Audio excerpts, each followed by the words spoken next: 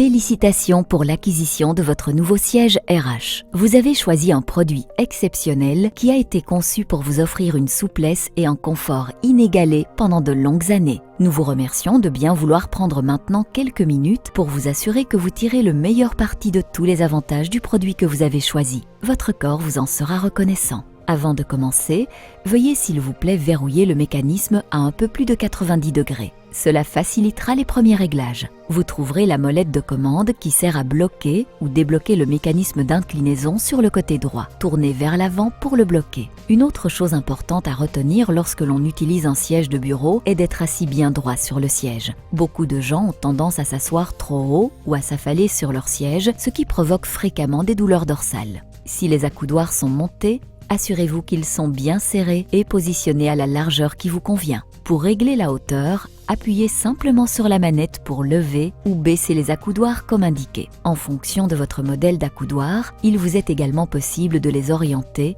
les avancer ou les reculer. Vos avant-bras doivent être à peu près à angle droit par rapport à vos bras et vos épaules détendues. Vous remarquerez que les commandes à votre droite contiennent des symboles pratiques pour faciliter leur utilisation. Nous allons commencer par la hauteur du siège. Soulevez simplement la première manette pour activer le réglage de la hauteur. Vérifiez que vos hanches sont positionnées légèrement au-dessus de vos genoux de manière à créer un angle de plus de 90 degrés. Assurez-vous également que vos pieds sont bien à plat sur le sol.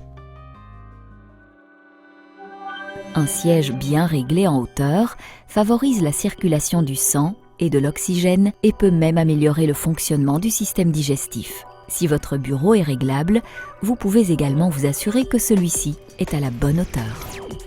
Le réglage en profondeur de l'assise du siège. Soulevez la troisième manette pour ajuster la profondeur d'assise et la positionner à la longueur souhaitée. Assurez-vous de laisser quelques centimètres entre vos jambes et le bord avant du siège, environ 3 à 5 cm.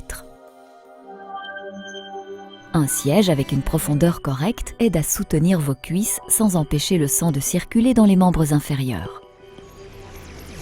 Nous allons maintenant nous intéresser à la hauteur du dossier. Saisissez la manette derrière le siège et tirez-la vers le haut, puis utilisez vos deux mains pour lever ou baisser le dossier. Une fois la bonne hauteur obtenue, appuyez sur la manette vers le bas pour verrouiller. Le dossier est à la bonne hauteur si vous êtes à l'aise et en particulier si le bas de votre dos est correctement soutenu. Essayez différents réglages jusqu'à sentir que le dossier est confortable et vous soutient correctement. Si votre siège est équipé d'un soutien lombaire pneumatique, vous pouvez, si vous le souhaitez, ajouter ou enlever de l'air pour renforcer le soutien de la région lombaire. Évitez de trop gonfler le soutien lombaire. Les sièges RH offrent tous un soutien qui convient à la plupart des personnes. S'il est monté, le repose-nuque est réglable en hauteur et en profondeur. Il peut être très utile pour ceux qui travaillent en position inclinée. Le réglage que nous allons maintenant vous présenter concerne l'angle du dossier indépendant. Soulevez la deuxième manette pour libérer le réglage d'angle du dossier et le faire pivoter jusqu'à obtenir un soutien optimal, puis lâchez la manette pour verrouiller.